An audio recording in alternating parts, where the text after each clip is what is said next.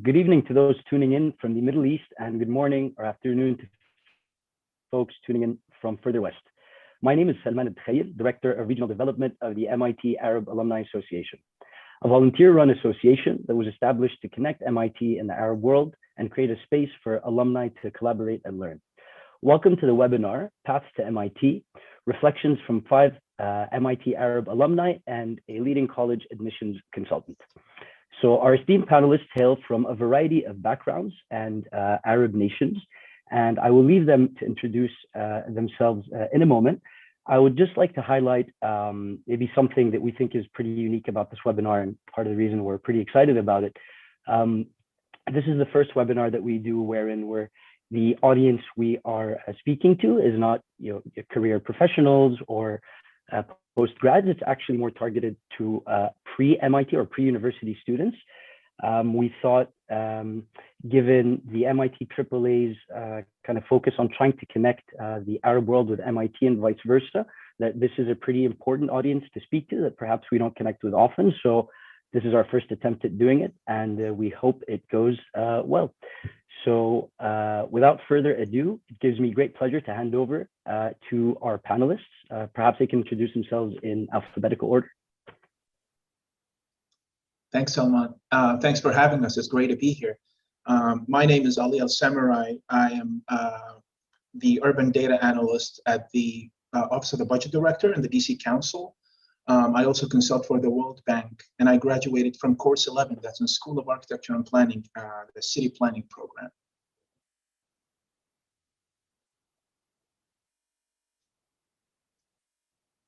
Ready. Carine, would you like to go next? Yes, sure, I'll go next. Hi, everyone. My name is Carine Akar.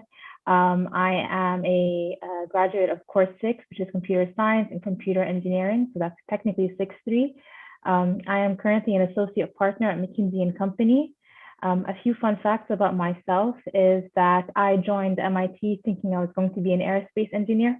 And I quickly shifted over to Course 6, which is the Computer Science and Computer Engineering.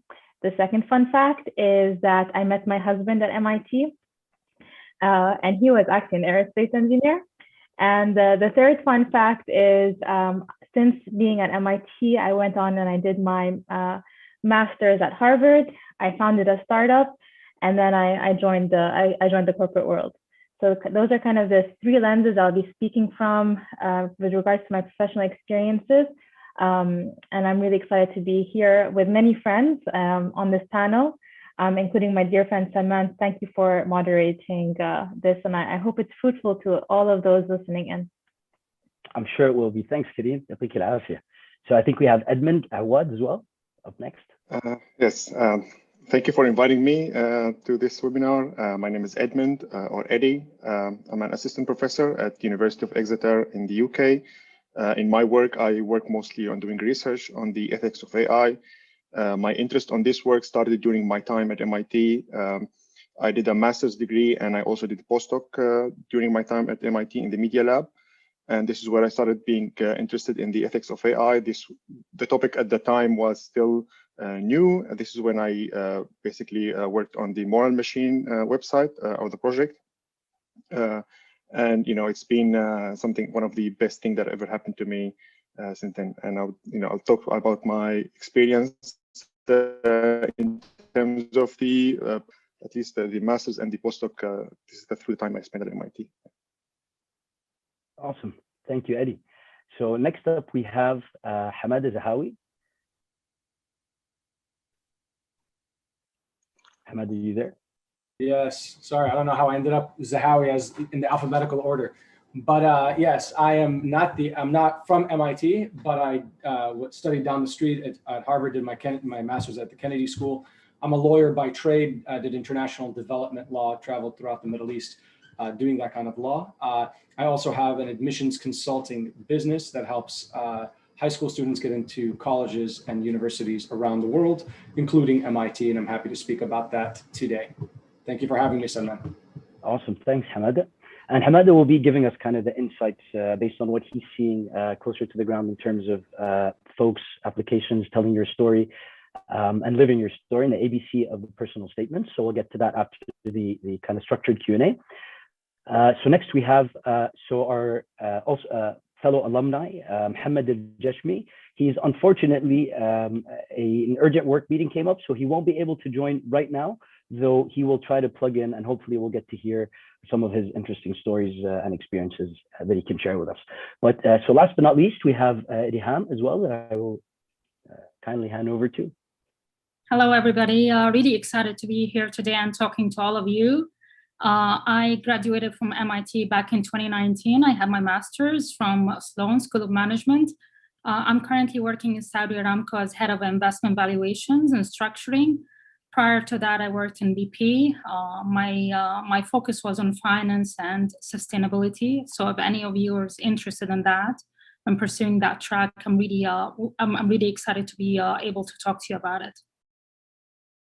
Awesome. Thank you, Riham. Okay, so before we jump into the questions, just to let the audience know, there's no audio participation, but any questions you have, please feel free to pop into the Q&A box at the bottom of the screen if you're logged into Zoom. So now we're going to basically ask some questions for about 30 minutes or so, and then we'll open up the floor. Hamada will tell us what he's seeing from his vantage point, and then finally we can open up the Q&A. So the way we'll structure the Q&A is in 3 parts. So first, kind of folks' experiences before attending MIT, folks' experiences during their time at MIT, and kind of, in the wake of MIT, some reflections that people have. Alrighty, so I think the way we can do this, we can be conversational. So don't, no pressure to answer any specific question. It doesn't have to go through everyone, but if you have an answer that you'd like to, please go ahead and jump in. And perhaps we can also, just to stay organized, maybe do this alphabetically, if that works. Okay. All right. Thanks, everyone. Okay. So first set of questions before attending MIT. So what were you most excited about when applying to MIT, and how did that turn out?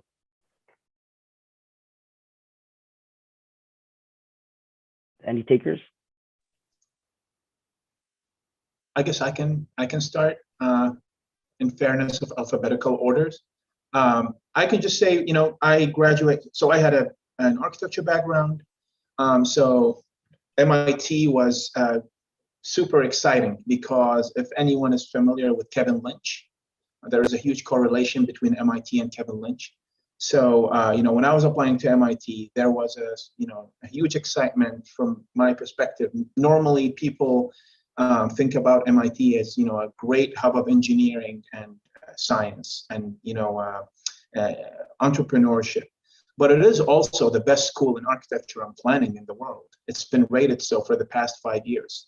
But it's been overshadowed by all the other great achievements at the Institute. So that was my excitement about the Institute. Awesome. Thanks, Adi. I see somebody else has gone unmuted. Yeah, okay. I'll go next. So when I was 13, I was in high school in Saudi Arabia. So I grew up in Saudi Arabia while being Lebanese. So I was an expat in Saudi Arabia. And when I was about 13, I took my first computer science class.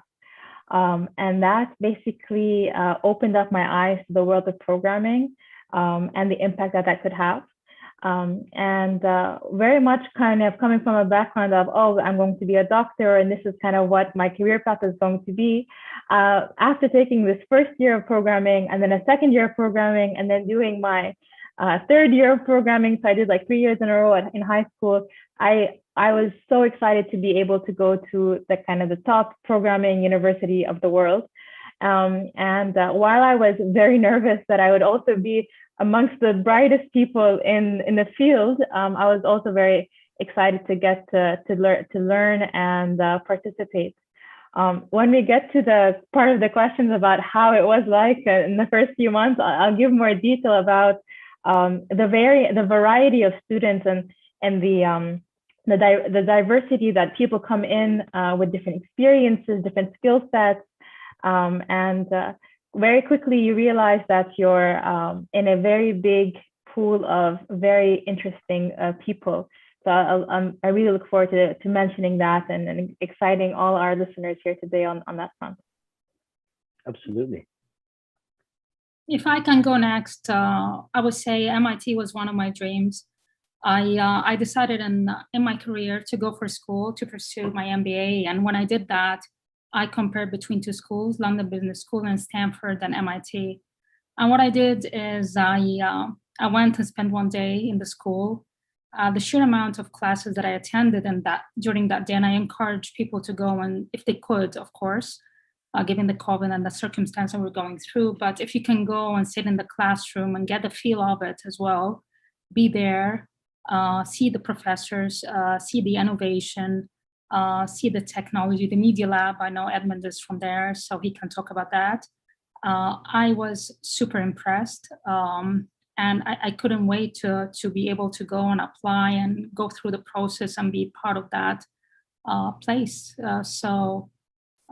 Such an exciting place to be in terms of innovation, entrepreneurship, technology, how that meets in the business and how to be an innovative leader wherever you go. This is something that the MIT is very well known of. It's very true. It's very true. All righty. Okay, so maybe I'll ask a question that, so that was kind of highlighting the things that excited you. So what are the things that kind of some preconceived notions or maybe kind of scary things, right? Or things that had you a bit apprehensive as you applied to MIT or as you thought about applying to MIT? I can talk about this. I guess one of my impressions was that MIT is going to be like this camp where you just go and you focus all your day and night about doing this thing that you're going there to do, and then at the end of it, you graduate with this kind of like you're like a warrior or something like this. And for the first maybe a few months, I spent my time like this. My time was mainly focused on doing coursework, doing research, and and I could not believe that there is even that I have even time to have a life outside that. But then I started realizing and started thinking about rechanging my life altogether, because then I started seeing people around me enjoying their time, and I started like thinking like how does anyone have time to be like to go to the gym? How do they have time even to be part of a club or organize multiple clubs? They must be just really not studying. Like they must be really. And then this is where I realized, first of all, how I redistributed my time. In terms of graduate studies, research is really a main focus, and it gets rewarded much more than others. So I started spending my time more over research, but then also on going out and meeting people outside as well. And this is where you get surprised, where you would be surprised by how much you can, add new things and do things in the amount of time that you have while still doing whatever you need to do. It's pretty funny. That reminds me of, I'm sure everybody's had this experience where you have sometimes days where you have 50 things you need to do, and somehow at the end of the day, you're like, how did I get those done? And other days where you have one thing to do and somehow it fills the entire day. And that is always such a fascinating thing. So I think where you feel the will to do something, you will find a way. You will find the time. Would anybody else like to speak to this question, or would you like me to move on? Okay, I can jump into. So maybe the last question in kind of pre MIT days is, so as you thought about MIT or other universities as well that you were applying to, because we want this also to be applicable to many folks thinking to apply to any universities that are let's say challenging. Did you have what kind of support system did you have, or what helped you? So you were on your own, you have your applications, you have all these things, recommendations, what have you. What helped you along that process, be it people, processes you put in place, or stuff that you found helpful? I can start on this one. So for the application process, again, I was applying in 2008 or 7. I'm sure the process has changed quite a bit, but I think a few principles still apply. I think like everything in life, and like those of you that end up going to MIT will learn, you can't do anything alone. So even the kind of problems you have at MIT, the kind of homework that you do, we call them P sets, problem sets. And those are to be cracked in a group. They're not meant to be done individually. And I would take that mindset into your application as well. I would think with your counselors, with your parents, with your siblings, with your friends, have others review your application, review your letter, get their interpretation about it, and I would say start soon. So I remember when I got started, I was kind of a bit shy to share my material, or shy to, it's not perfect enough. I need to wait before I send this out to my counselor. And I would say that starting the process early, having the time to think and percolate the ideas, the process itself is almost an evolution in your mind of what you're looking for. So really take advantage of that application process time to link up with people, learn from their reactions on your submission, because what you submit also goes to a panel, it doesn't just go to one person, and they will all have different interpretations of your application. So it's great to hear what those could be in advance. So I would say take it in as a team effort. Very true. Very relatable. I definitely would recommend that, especially as someone who hadn't had that privilege. Mine was really quick the way the application happened. So I had to do it all on my own, had no guidance, and there was really little resources I could find or people to speak with. And it could have been way easier if there were some sort of a guidance. But I guess the key thing I would really recommend is to always speak your truth. And at the end of the day, if you speak your truth loud enough, there will be people who are going to hear it. And it's, even if it goes under a committee, if your truth is loud and it's supported by your story, it's going to resonate. If you have to take the difficult route, but I would definitely recommend what my colleague Carine, or Carine, I apologize if I mispronounce your name. That would be definitely the right approach to take. One last thing, if I may add, I would recommend reaching out to MIT alumni. If you know in your circle, in your family, through the association, someone who could help you, and there's a lot of support and there's a lot of excitement about helping others within that community, please reach out and ask questions. And I'm sure that you get a lot of support from that group as well. Absolutely. If I can just add something maybe for myself as well. Unfortunately, it's a learning I learned very late in life, and I wish I had learned it earlier on. Sometimes I think we worry about burdening other people by reaching out and asking questions, but actually people love talking about themselves. I think it's very natural to us, but also sharing what they have, especially if it can kind of add value to somebody else's journey. So, any apprehensions that you might have about, I don't want to bother them, they probably have enough on their plate. People don't want to answer, they won't answer, and that's okay. But, on the off chance that they do, there's a lot that can be learned. So yeah, thanks everyone. Okay, so that was kind of our baselining, right? So pre-MIT, pre-university. Maybe now we can jump into when people, were in the trenches. But maybe we'll start off a little less academic-y, and maybe we can talk about, so what sort of non-classroom things did you do that you felt enriched your experience at MIT or in Boston, kind of taking that view as Edmond did, so kind of going from the classroom and the lab and kind of zooming out and thinking about life more broadly? I can jump in and answer that. Again, it's not from an MIT perspective, but I think, unless I'm mistaken, the experience at MIT can't be that much different from other universities in the area, in the Boston area, other university experiences.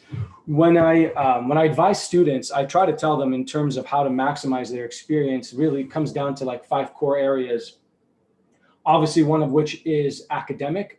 The people on this call would not be on this call most likely, or in the jobs they have, if they did poorly in their academic studies or dropped out and so forth. So obviously academics is paramount to whatever you do, whether you're in graduate school or undergraduate studies.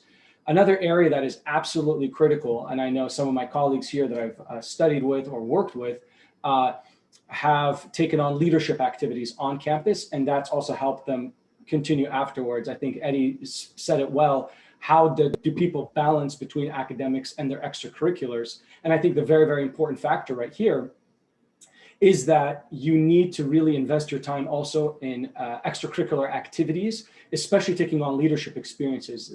The famous axiom says, do something that's a mile deep and an inch wide rather than a mile wide and an inch deep, in that you really want to devote yourself to that task, to that thing, and take on a leadership experience, thereby really gaining those experiences that you can then leverage for professional purposes and so forth.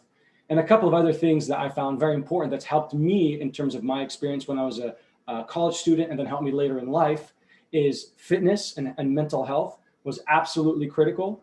Eddie again mentioned how do people find time to work out? And he's right, you've got to carve it out. You are at your best shape. It's so important to stay healthy, stay fit. And that's something that's carried on with me throughout my life, the necessity of being staying fit, staying healthy. And that also obviously affects your mindset. Being social on campus, all of that all plays within itself, right? Because if you're active on campus, if you're fit and you're joining different groups and so forth, it also helps your social experience, which is so important. I mean, I would say almost as paramount as your academics, because in the end of the day, if you graduate with a 3.2, but you were like the leader of a ton of organizations, did a ton of great work, it's going to help you tremendously in terms of trying to attain jobs, graduate school, and in a lot of different ways. So it's very, very important to kind of keep that balance. And the last factor I thought was very helpful to me was study abroad in terms of my experiences when I was an undergraduate. And that really opened my eyes far beyond the borders of where I had traditionally studied or lived. I was able to pick up, at least partially a language in the process, and that's helped me really kind of invigorate my desire to travel as well. So these are kind of 4 or 5 key things that I always tell students when they're looking into going to college to kind of keep in mind: academics, leadership, social life, mental health, and even studying abroad. Absolutely. I want to add something to the social life that Hamada mentioned. I think after graduation, I reached out to a lot of my people in my cohort for advice or sharing some experiences. Also, so investing in social life or investing in your network during being at the school is very, very precious thing to do. So as with the professors as well, I reached out to professors asking for things. So academics is very important, but investing in networking and a relationship specifically with your cohort, you'll find them.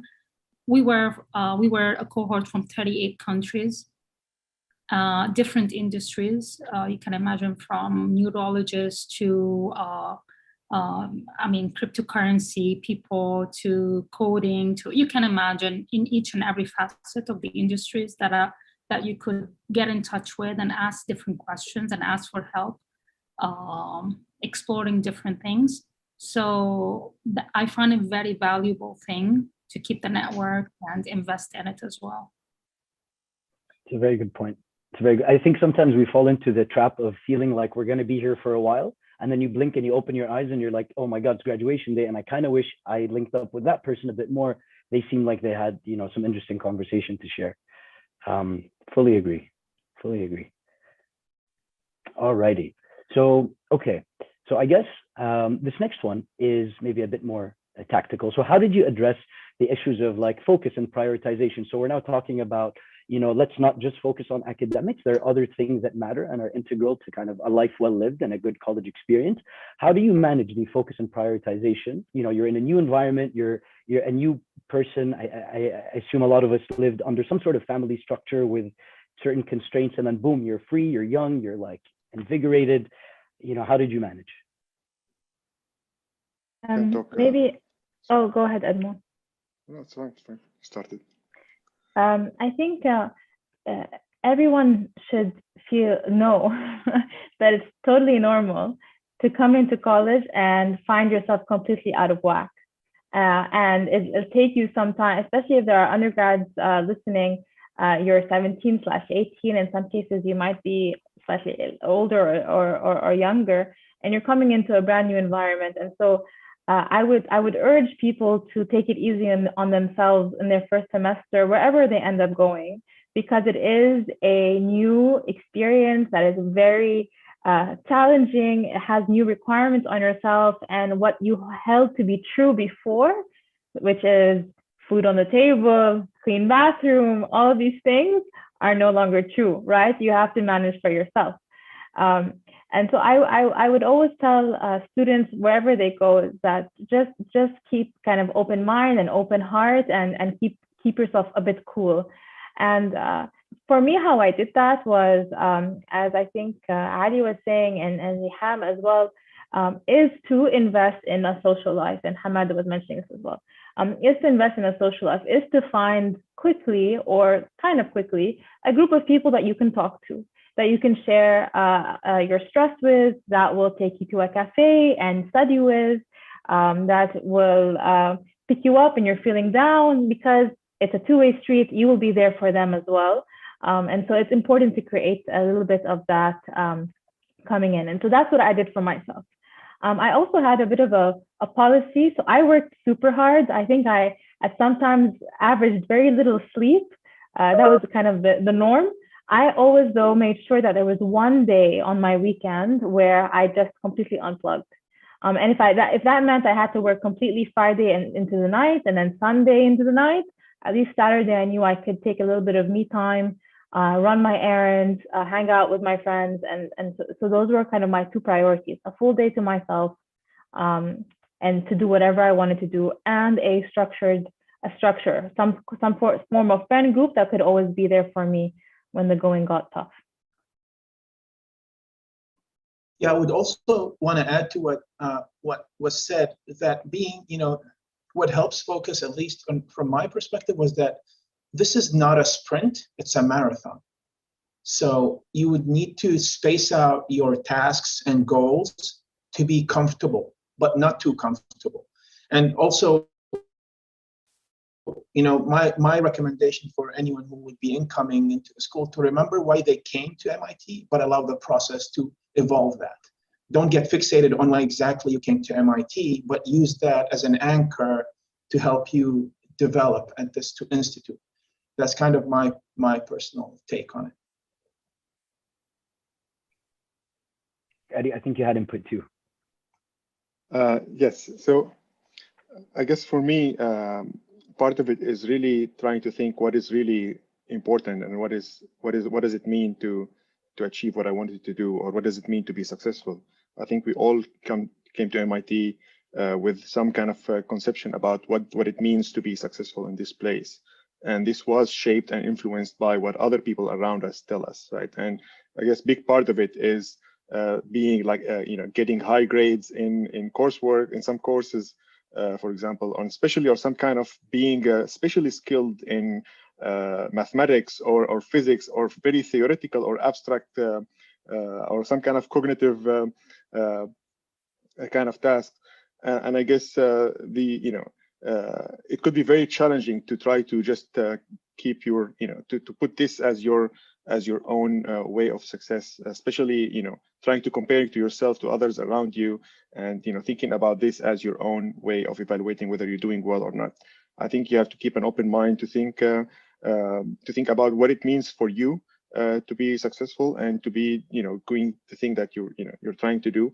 For me, I mean, coursework, as you all said, like coursework is like, it's like this needy person who wants to just take all your time, and it could really as well take all your time if you let it, right?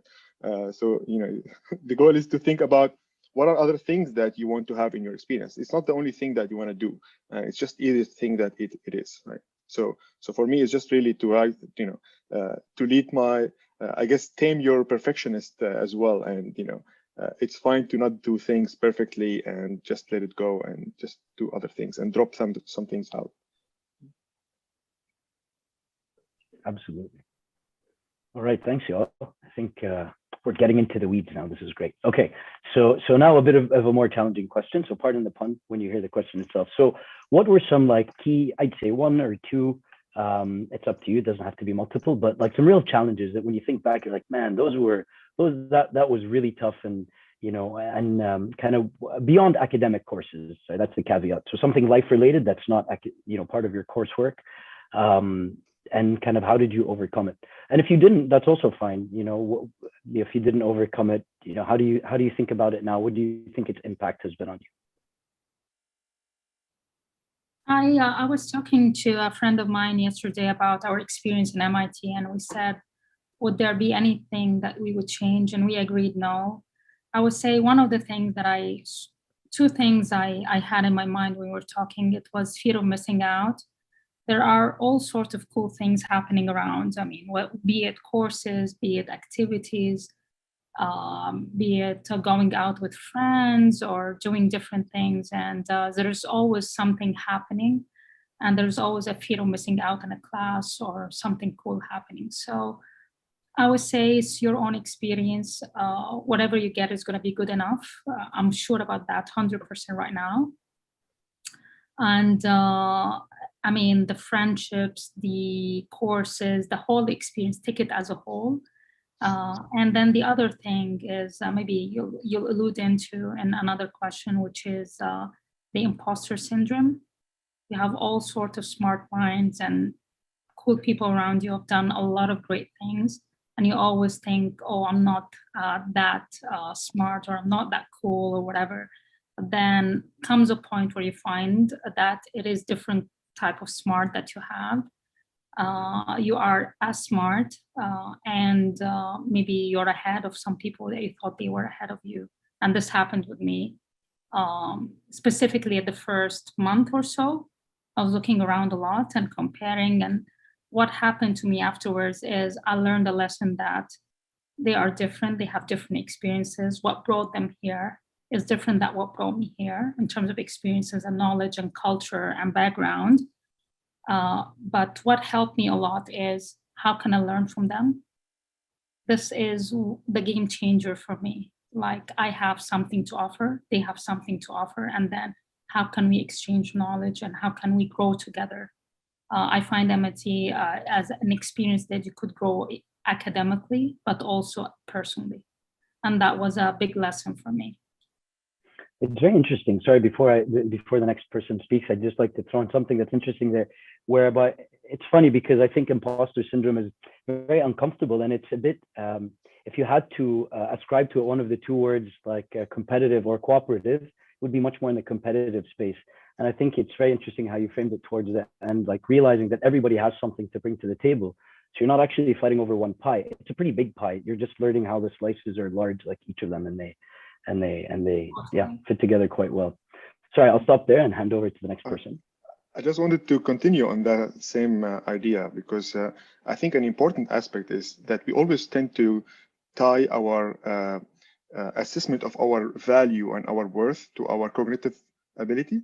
That we think that, oh, we have value because we're smart, right? And then you come to this world full of smart people, and then you think like, what is my value in this place? Like, these people are, I don't have anything to contribute. I think it's really important to realize that that you as a person is much more than your cognitive skills, and you're much more than how smart you are and how much you can solve equation with, I don't know how fast you can do that.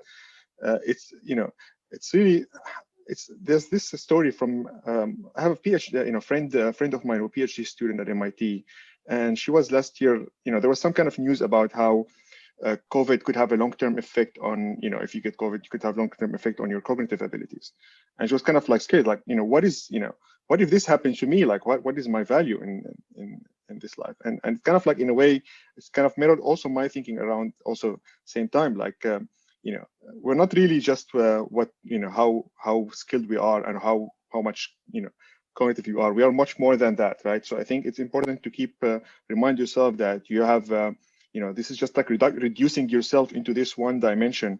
If you compare yourself to others in this case, if you tie your self-worth to that one thing, it's going to be really hard to sustain your life there. So that's kind of important thing to remember, that you have other things that kind of distinguish you from others, and that others will not be better than you in, at least. Very true. I'd like to add one more thing. So I think one of the personal things that I learned, and I wouldn't say it was a challenge, but at least it struck me, was that a lot of people in the US or in MIT didn't know the country that I was from. So when people would say, oh, where are you from? Such an interesting name. I'd say, I'm from Lebanon, I'm Lebanese. And they'd be like, oh, where is that? You know what I mean? And so And for me, I mean, the US, everyone knows the US, right?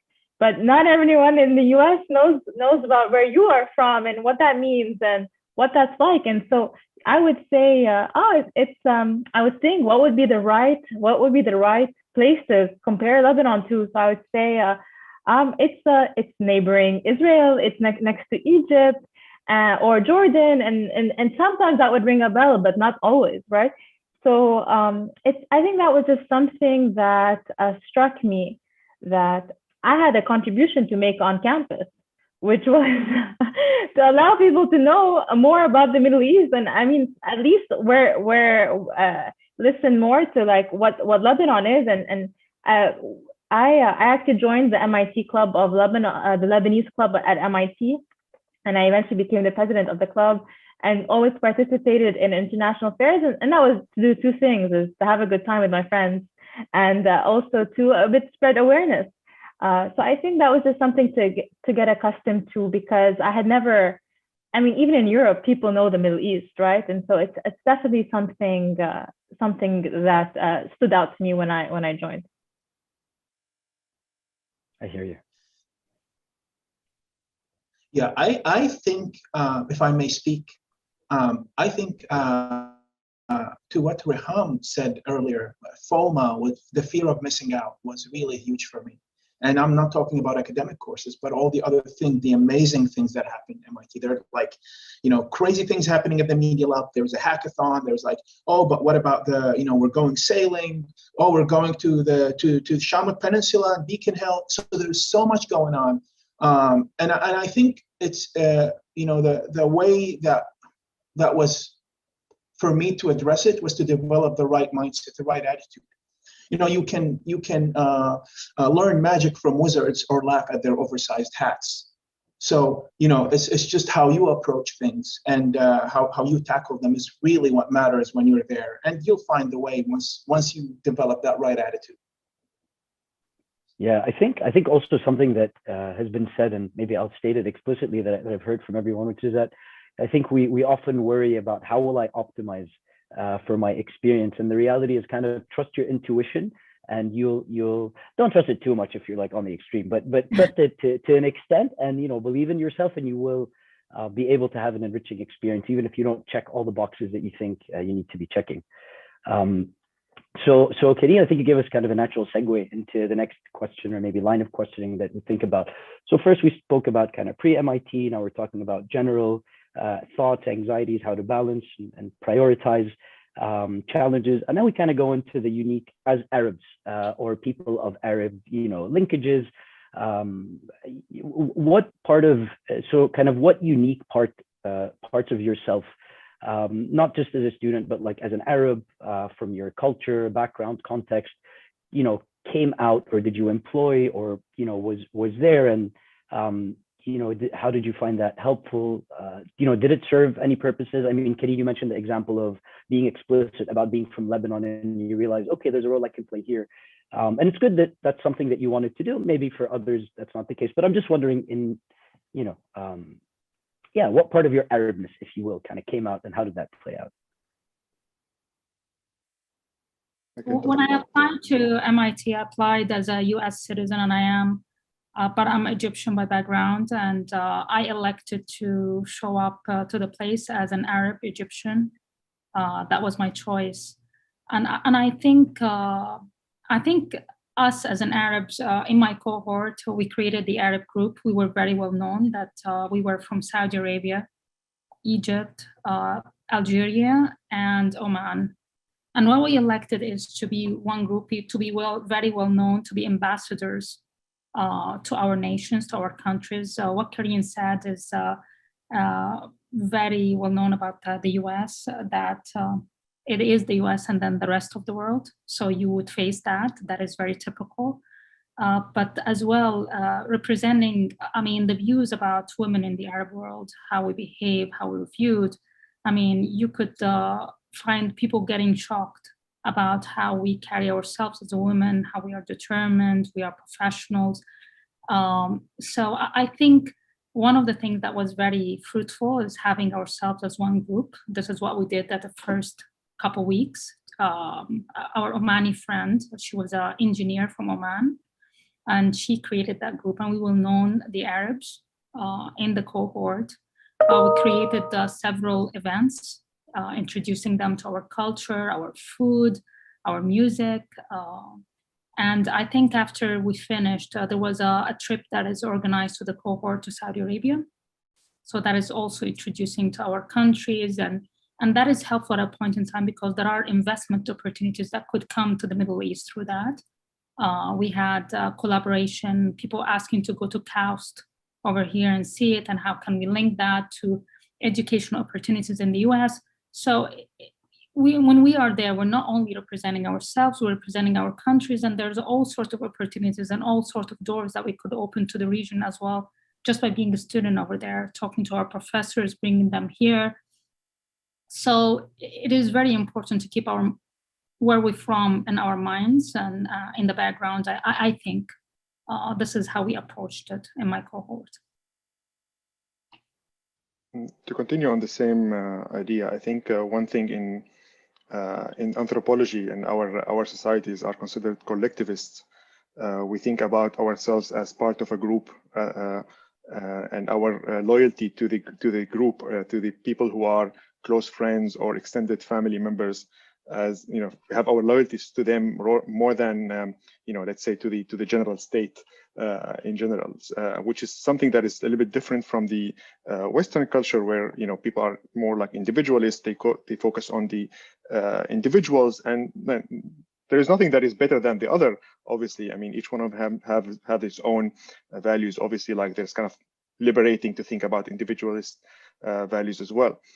So I think for me, coming with this kind of collectivist, this kind of a sense of community, I guess that's kind of that Riham just talked about is one thing that having also these kind of two different perspectives, because now I came with my own perspective, and then I came to this, let's say, Western society where they have a kind of a different perspective. Obviously, the first period was also a little bit tough because you mentioned challenges as well. One of them is having also cultural shocks, especially for someone who didn't live in the US before. We care about sometimes different things differently. Sometimes there are some things that you cannot joke about that are completely different between here and there. So all of these things helps you get some kind of perspective. I guess it gives you the light that there are other things that people care about, right? And the thing that we think are important, probably other people don't think are important, right? And so I felt like this gave me an additional perspective, just being from a different place, living in this place. Thanks, Edmond. So I also want to use this opportunity because it links to one of the questions that's been asked in the Q&A, which is if we felt a sense of alienation since we weren't Americans, or we were a part of a minority. And I just want to highlight that MIT has a very large international student population, especially when compared to other American universities. So I think that's one. I think number two, even the Americans that are on campus have very diverse backgrounds, diverse experiences, come from a lot of different ethnic or racial backgrounds. So I never felt that I was a part of a minority. I felt I had a home that I belonged to while on campus, so that I could elect to be in or elect to not be in. So I was a part of the Arabs, I was part of the Lebanese, I was also part of the freshmen, I was also part of the undergraduate researchers focused on computer science. So I felt that I had the opportunity to flex a lot of different identities. And the fact that I was Arab or Lebanese or an Arab woman or Lebanese woman or whatever mix of my identity did not hold me back in any way. Nor did I view MIT as a place that passes that judgment. Maybe that's my naive view of the world, but I feel like MIT is really one of the few places in the world where you are what you bring to the table, as opposed to you are what your background is. And it's actually quite amazing. Absolutely. Yeah, Either you're a nerd really or you're second not. that. Just kidding. Sorry, Tfadl. No, sorry. I was just going to second what Carine said. That was spot on 100%. In fact, I was going to just say I mainly focused on merit too. My identity, the fact I'm, a Middle Eastern ethnicity did not really come into play into my experience at MIT. Maybe if something did play is my experience as a war refugee, that did come into play, that kind of sense of like you're always striving to survive or thrive. And I carried that attitude back into MIT, but nothing in terms of my, my Arab or ethnicity being deployed, while I was at the institute, I would say. Fantastic. Ali, do you think it played well for you being giving that experience?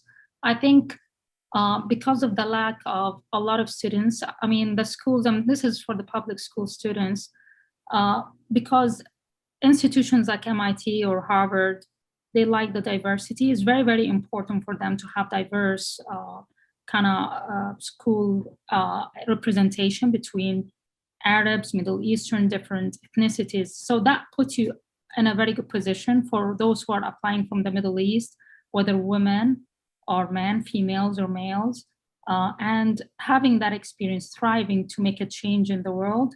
This could put you at a different pedestal than someone who's applying from the US.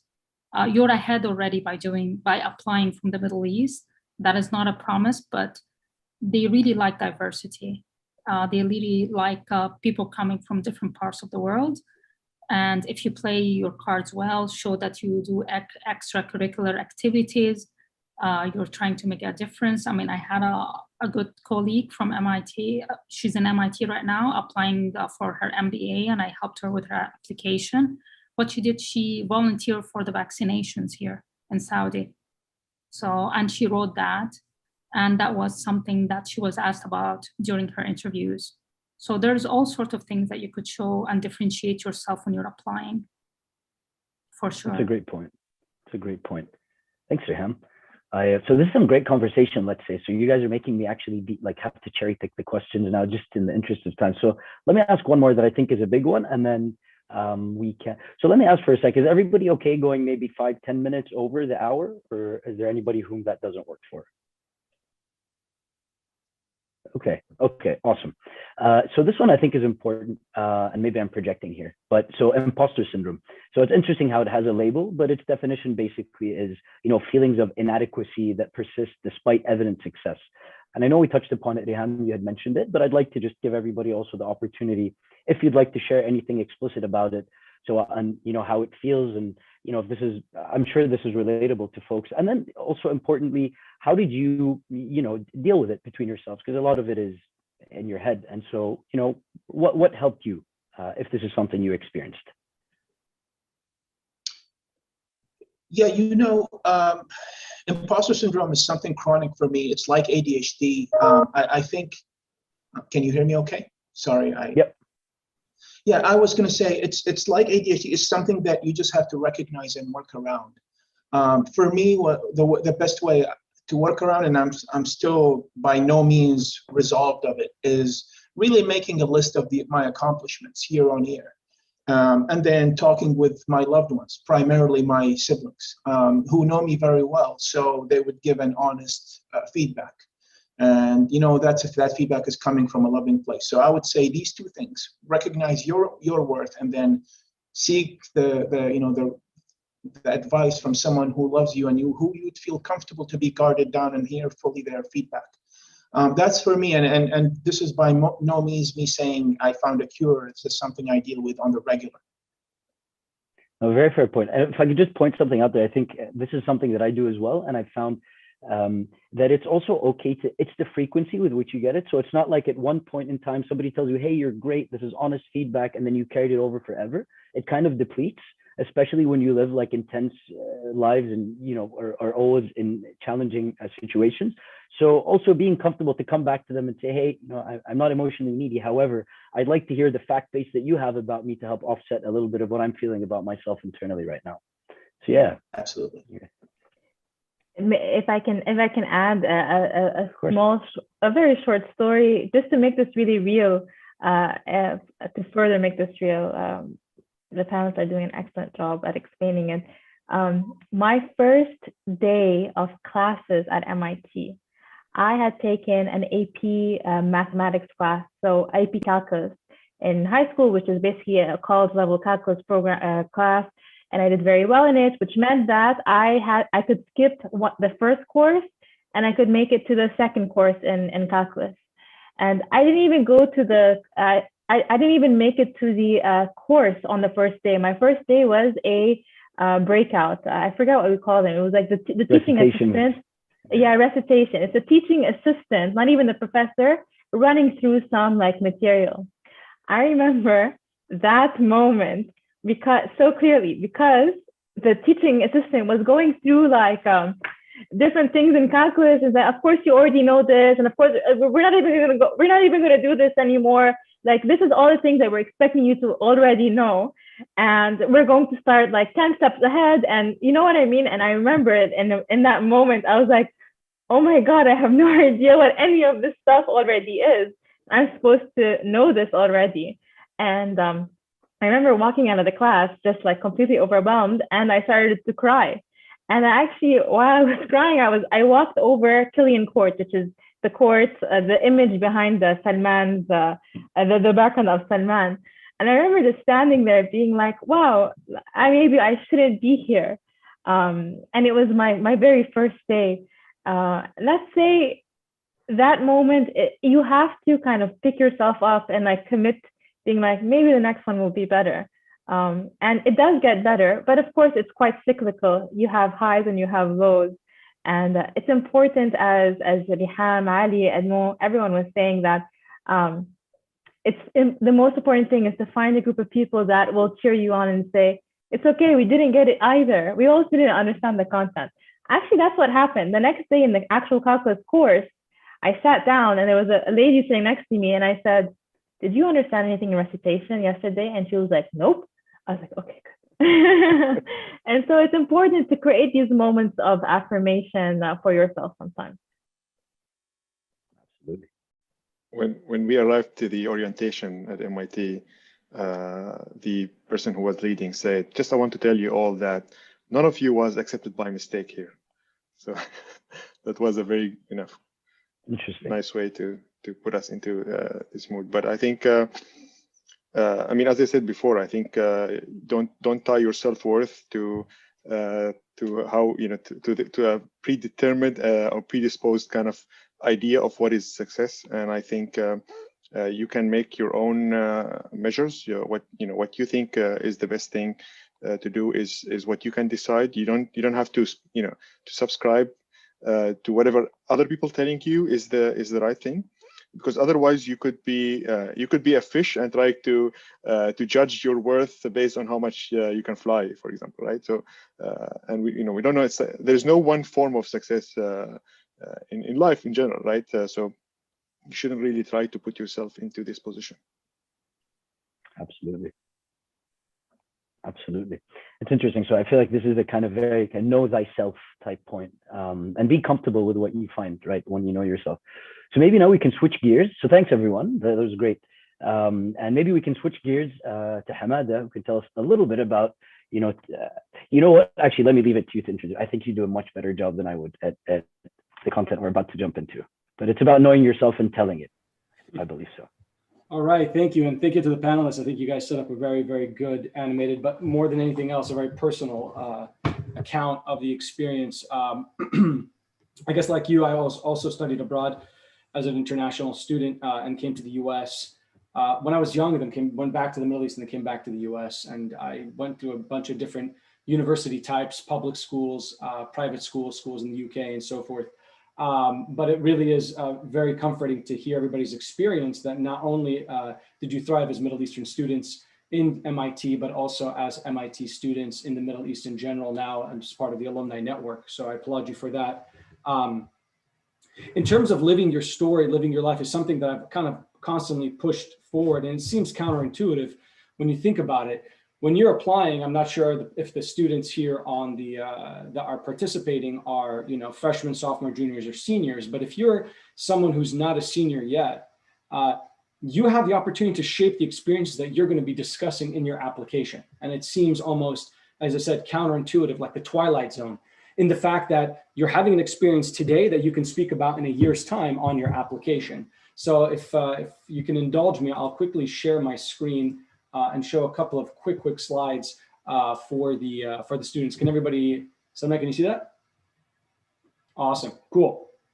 Super short, to the point, and please, I'd love to have the panelists' intake on this as well. So again, it's about knowing yourself, and you can see how knowing yourself is so critical to your experience when you're a student. I mean, look at Carine, you know, when she was sitting there feeling like she's going to sink into the earth, she pulled herself up because she really was able to kind of muster all the courage and strength and think about all the experiences that brought her there. Like Edmond said, you know, that you weren't there by mistake, that there are experiences in your life that makes you who you are and reflects in you something so unique that you bring to that campus, almost a superpower by its very nature. So my first thing I really want to tell you in terms of branding yourself and story crafting, remember, brand yourself, figure out who you are, brand yourself, and then that will shape the story that you will tell when you apply to the schools, is to be proactive. I can't tell you how important it is to be proactive about your life.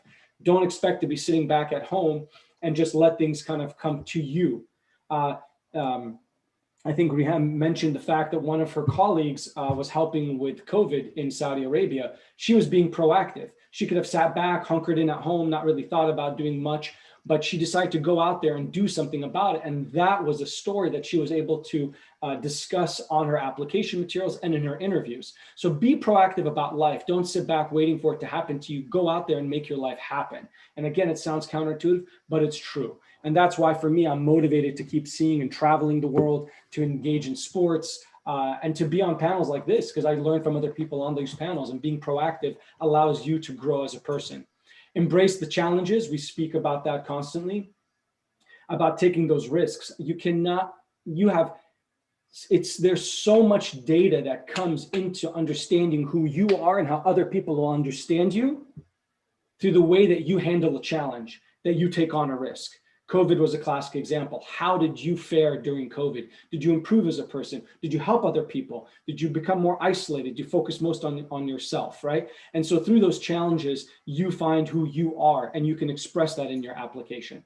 And then we constantly kept speaking about the concept of socializing. In every university I went to, I was taking on leadership positions in different roles, and all of those have helped me. In fact, all the work I'm doing today, right now, is because of somebody I know who told me about an opportunity that I applied for or joined, and therefore those are the opportunities that I have, including the admissions company Right Track, which I joined a friend of mine many years ago, and moved forward with this entity. So you have no idea how useful, beneficial, and how much you learn and grow from just socializing and meeting other people, more so than a class. I would hazard to guess everybody on this call, ask them about one random class, or if I even picked a class from their schedule and said, tell me something about that class you remember, they probably won't. Because at the end of the day, you learn through life, not necessarily from one core class that you took. Okay, so those are just some things I really want you to think about. Remember, think about who you are, what drives your passions. Think about how you're going to craft that brand around those passions through these experiences, being proactive, taking on challenges and socializing, and then how that will fit into a story. Okay, now let me tell you, once you've figured that out and you have the ideas, the experiences, I'll tell you this is how you kind of design your story. Okay. This is something I thought about. I always laugh about it because I constantly was talking to clients about how to write a personal statement, and I kept reinventing the wheel. Every time I would talk to them, it would keep coming back. I'd be like, okay, the first paragraph, you want to say X. Then I'm like, you know what? Let me make it into as easy as possible to understand and watch the flow. So imagine we just took this huge macro story of your life, and this is how you distill it into a 2-page document, the A, B, C, D, E, F of the personal statement. And let's start with A. A is the attention grabber. Think about your life like a movie, right? Enter the opening scene, something happening, some action sequence, something grabs the person's attention, right? And then speak about it very kind of tangentially about how that fits into what you're trying to apply to, not just some random event and then you have no connection to what you're applying to. So think about how you want to grab their attention, A for attention grabbing, and draw in the reader. When you've got tens of thousands of applications, you've only got one shot to keep the reader going from paragraph 1 to paragraph 2, all the way to the end to understand who you are. okay? B is for background. Once you've given us that action sequence, you've kind of engaged the reader. Now you want to tell them a little bit about who you are. And that who you are forms your core identity. Every single person on this call is who they are because of probably where they grew up and the experiences they had, the challenges they faced, the risks they took on, right? So start talking about your background. That in turn, it comes down to what your parents, who your parents are, what they did, where you lived, right? Where you studied, the people you met, the challenges you faced, right? That's your background, and that forms the foundation. Now that we know from that foundation and who your core, what your core values are and who you are, we go into C, career, and that's really your professional career and your academic career. So you want to say, okay, now that I know who I am, this is what I've done about it, right? The jobs I've taken, the experiences I've had, what my goals and ambitions have been in terms of how I've manifested that in school and as a career, right? So again, C for career. And that gives that school the opportunity to better understand and showcase, to flex, right, your merit. Then D for direction. Now that I've told you who I am and what I've done about it, now I'm going to tell you where I want to go, right? The direction you want to aim in. My goal, whether let's look at Ali, doing what he's doing, I believe in Washington, D.C., I think you mentioned, doing urban design and so forth, or Carine in I would imagine the Middle East working with McKinsey on a variety of different projects, or Riham and so forth. Everyone there has a direction. They spoke about that direction and where they want to go. And it tells them, hey, look, here's who I am, here's what I've done, but this is where I want to go. But I can't get there with that E, the educational program and institution you're applying for, right? That feeds into saying, look, I want to become an urban planner. I want to work in different, hydrocarbons and so forth in the oil industry, but I can't get there in the way I want to go without your school, without this degree. And that creates that connection that says to that school, that bond, without you, I can't get to where I want to go, but I will not fail if I don't go to you. In fact, you want me to also go to your school because I'm going to add value to that school. So start talking about the educational institution. You want to be thinking about the classes, the professors, the after-school activities, the organizations you would join, the alumni association that you would become a part of, right? All of that forms why that school makes sense to you, and do your diligence. Salman, the team here have spoken about connecting with alumni. Critical, connect with the alumni, but also check out their social media handles, check out their school magazine, audit a class, visit the campus, right? Create a connection to that university. That will make it invaluable and show that you are invaluable to them and they are invaluable to your direction. And at the end, like any beautiful movie, it always starts with a story arc, it peaks, and then it brings closure. Bring it all to a finale. You have that action sequence in the beginning that you spoke about. Bring it to the end, right? Bring and close that story. It makes the reader feel good. That's how people think, right? Kind of like a storyline, a story arc that comes to a beautiful end. And that's what you want to leave them with thinking. So the way that we approach it in terms of the work that we do is we help with guiding, with the story crafting. Story crafting is so critical to the whole process because that's what's going to make you memorable. It's like a TED speech, right? When you go up there, they're not going to remember the 15-minute TED talk, but they're going to remember that one line or that storyline, that one thing that really hits home that they will carry with them. So story crafting is super important. Editing what you're thinking about and putting it on paper in a beautiful manner is so important. Otherwise, it's just a story that was never really materialized and presented to the school. And finally, timekeeping, which you can only imagine how critical that is in terms of prioritizing your schedule when you have so many other competing opportunities and competing commitments. It's so important that you time keep and that you stick with deadlines, you submit things in time in terms of your applications, especially scholarships and applying to scholarships, which is important to kind of keep a timeline that you kind of abide and stick to. I've got a ton of these videos. We've put a ton of those things on YouTube, so you'll get a bunch of the stuff that I've spoken about right now and other things that are related topics, including some of the stuff that the speaker spoke about. So check us out on YouTube and our different handles as well. And we're more than happy to answer questions. There you go. Awesome. Thanks a lot, Hamada. Okay, I guess, natural segue now, we can open up the Q&A. Perhaps there are a couple of questions, maybe since we're on the topic of applications and personal stories, we can start there. So, and admissions. So one of the questions posed was,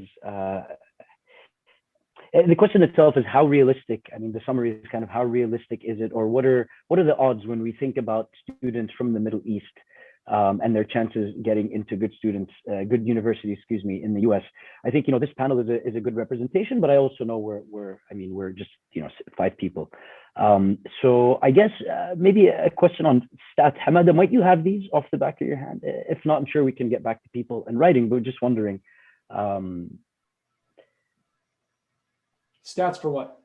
So in terms of folks you've worked with, for example, like students from the Middle East, and kind of likelihood or them getting into the university, kind of a top university in the US or elsewhere. Just can you speak a bit to that experience, maybe students from the Middle East versus others who you've worked with maybe from elsewhere? And it's not that it's an intrinsic difference, right? It's just other factors, perhaps. Yeah, I mean, I to be perfectly honest, I do not know the percentage of students who apply from the Middle East that are accepted. Suffice it to say, I think the acceptance rate in general to MIT as in college, I want to say is probably about 5% acceptance rate, probably 5 to 6%. Harvard, I think, is around 3.5%, 4%. These are the Ivy Leagues. Obviously, when I applied to university, I was living in Egypt, even though I'm Iraqi by background. I was living in Egypt and applied to universities. I try to really cast a wide net, which is so important. So you want to be thinking about, I mean, we're here talking about MIT. It's, the ivory tower in so many of the people's fields that folks are studying here. But I think some of the people on this panel also went to grad school there, right? I think Riham went there for MIT, Sloan, Ali, you went there for your urban planning, and so forth. So in the end of the day, there's also opportunities to go back as a graduate student. But if as an undergraduate, cast a wide net. Think about reach schools, target schools, safety schools, right? Reach being 0 to 15% chance of admission, MIT obviously being a reach school for most candidates. You've got your target schools, think about the bell curve. The target is really kind of the 15 to 40% chance of admission. And then you've got your safety schools just in case. And don't underestimate the safety schools, guys. I mean, look at what happened to the world. Some people said, oh, you know what? I'm going to apply for MIT, Harvard, or bust. And then they ended up in their respective countries. COVID hit and so many other factors happened. Give yourselves, guys, optionality so that in the end of the day, if something doesn't work out, you have another option to fall back on. Also, if you apply to reach schools and diversify your school pool, you can play one school off the other and get financial aid. That's a big deal. You can negotiate that. So if you get into like Columbia and MIT, they're both high standards. You can try to negotiate one school off the other. So definitely diversify your application pool. But I couldn't tell you a specific percentage of students from the Middle East. Though let me add one other thing. That's helpful. Right. I do want to say at the Kennedy School, there was probably 5 Middle Eastern students at the Harvard Kennedy School about 15 years ago. Now it's close to 50. And that's because of efforts exactly like this. People coming out there, telling other people about these programs, what Riham did with her colleague in Saudi Arabia, encouraging her to apply, helping her with her applications, 1 person to 2, pay it forward. And you'll see that the Middle Eastern community starts to grow even at the top universities. Awesome, thanks, Hamada. So if you all allow me just 1 sec, let me introduce our fellow alum, Mohammed, who's able to join us. So thank you, Mohammed. Mohammed is a product engineer at Apple. I'll let you introduce yourself, and also just because we're towards the end of the webinar, but we want to make the best use of you and your experiences here. I'm going to ask you kind of, if you had to distill, this is a little bit of pressure, but I'm sure you're up to the task.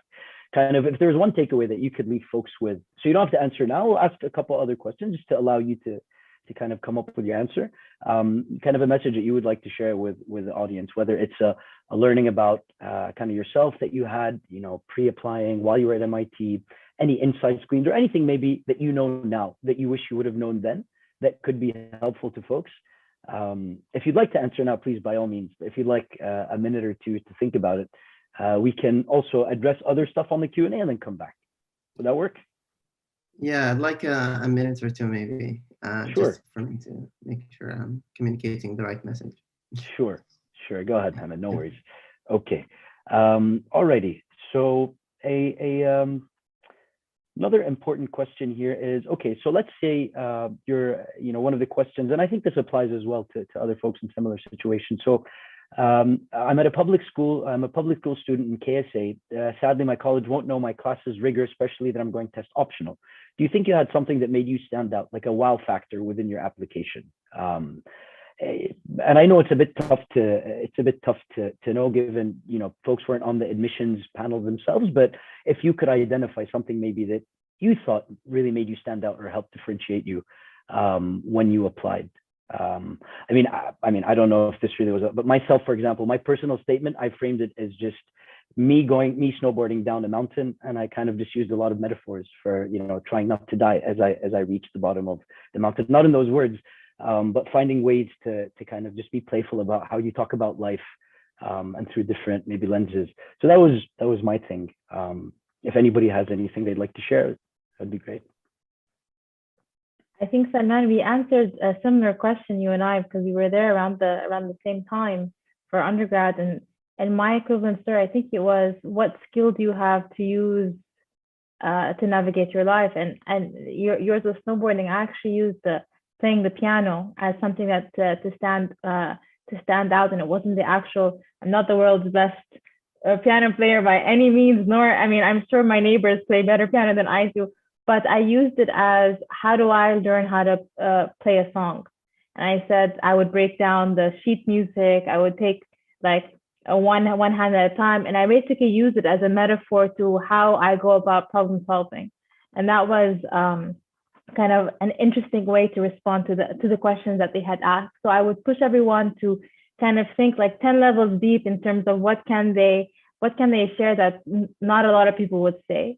And I think that I really liked Hamada's kind of framework for the story or the personal statement. I would also ensure that within one of those categories, I don't remember which is the right one, but to also kind of describe your contribution to campus. Like what is the I think at least in my writing, I always used to think, what would it mean to me to be able to go to MIT? I think universities would also love to hear, what would it mean to their campus, to them, if you were to be there and a contributing member of the campus society? And so make sure to add a little bit about what you're really excited to do when you get onto campus. And I'm sure that's in the framework that Hamada shared as well. Yeah, I'll jump in on that. There's opportunities in applications where you would write something like a diversity statement, where they do ask you, like, how does your background allow you to contribute to the campus? If you don't have that opportunity, in area 5, which is the education section, definitely bake that in, because what you want to do, if it's not coming across implicitly, you want to make sure that they understand, like, and I want to give back by contributing to this organization, leading a student trek, providing my experiences, my own life experiences. Ali, for example, spoke about, I think, of being a war refugee. I'm sure that played a role into how you would express that experience, that narrative, into the academic diversity. Because we don't live in the US. One of the greatest things about this country's education system is it's not top down. It's really equal. It's bottom up, so to speak. It's almost Socratic, right? So you have the opportunity to share as classmates your own experiences. Riham, I'm sure you know this very well, because that's how MBA programs are all about, is talking about the case study and speaking as co-equals rather than a professor speaking down, which is so typical of the Middle East. So your diversity will play such an intrinsically important role in terms of class contributions, and you want to be able to highlight that. Awesome. Thank you, everybody. So I think, just in the interest of time as well, I'm cognizant we've gone 15 minutes over. So I'll say 2 things. Mohammed, no pressure, but we're closing on you. So that's the first thing. The second thing is, for any unanswered questions, please feel free to action one of the takeaways from this, which is reach out to, if everybody's okay on the panel. Please reach out to us respectively if you have questions that haven't been answered and you'd like a bit more color. This is what we're here for. We're more than happy to speak. And yeah, so Mohammed, without further ado, I will hand over to you, sir. Yeah, I think the main thing that I wish I had known earlier in my MIT years is seeking out mentors. Kind of focusing on throughout your college years, definitely. I mean, even beyond, focus on learning opportunities, chase learning opportunities wherever you find them. When you take a class, don't focus too much on the grade. Focus on what you can get out of the class, what you can learn from your colleagues, what you can learn from your professor. Of course, what you can learn from the material, but think of it as as a holistic experience and see where you can learn, who can you learn from, and try to focus on that. Mentors, speaking of mentors are amazing tools to expedite your learning, your learning process. They help guide you. They help you overcome some of the obstacles they might have overcome, and they can guide you to different opportunities that you might not be aware of. So just I'm not saying there could be one mentor for your whole experience, but I'm saying whatever thing you want to learn, pick a mentor and try to kind of follow them, shadow them, see what they do, ask them questions. They know they're gonna know things that you might not know, and the sooner you find these people, the sooner you can accelerate your learning process. To be honest, Mohammed, I think we can forgive that you weren't with us from the beginning, because that was a gem for us to close on. So thank you, Atik al-Afia, and thank you everybody. So thanks to everybody on the panel for honestly sharing really awesome insights, and also being vulnerable and open in places about things that are not always comfortable to think about or to have lived. But I think we're better for these things today, and hopefully, you know, folks can benefit from this moving forward. So thank you very much, and thank you to our audience as well. Please keep your eyes out for our next webinar. It'll be announced soon enough, and we look forward to seeing everybody then. Take care.